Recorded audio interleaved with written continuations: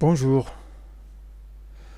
voilà, je viens de créer un programme pertinent intitulé Almanach perpétuel de la Péricope, dédicacé en particulier pour les pasteurs de la communauté de l'Église luthérienne malagasy afin de faciliter leurs tâches pour la préparation de leur prédication dominicale.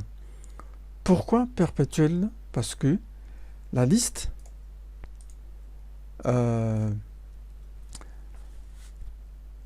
des années de ce programme correspond en parfaite harmonie avec la date du système Windows. Sans oublier l'année bissextile, année qui comporte un jour de plus en février, soit 366 jours, et qui revient tous les 4 ans, par exemple l'année 2016, 2020, 2024, etc. Au fait, comme vous le voyez, il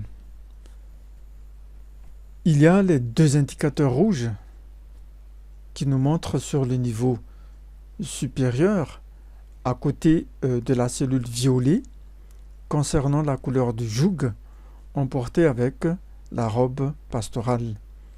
Et ceux du niveau bas indiquent la date du jour dont la cellule est colorée automatiquement de couleur vert lorsque celle-ci correspond à la date du système, voire l'extrémité droite de la barre des tâches, le bas qui est ici, comme vous le voyez, correspond à la date du système.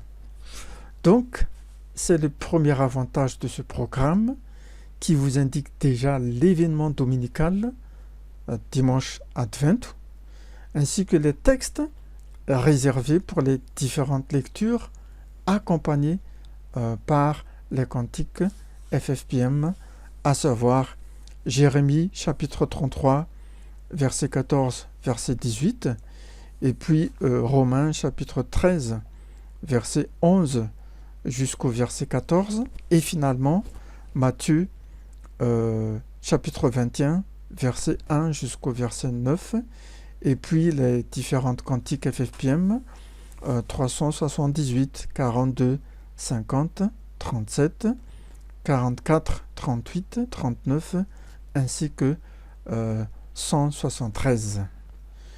Une petite remarque, en remontant la barre de défilement verticale vers le haut, voilà, nous constatons la même date du 26e dimanche après Trinité, à côté de l'indicateur rouge, avec celle du dimanche Advent. Donc, comme choix, je vous suggère de prendre à titre de recommandation pour votre programme du jour de l'événement, dimanche Advent, au lieu de la mise en œuvre de celui du 26e dimanche après Trinité.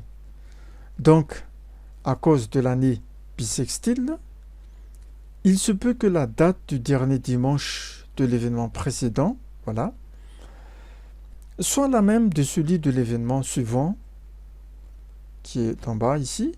Donc, il faut choisir le premier dimanche de l'événement suivant, tel que je vous ai expliqué tout à l'heure.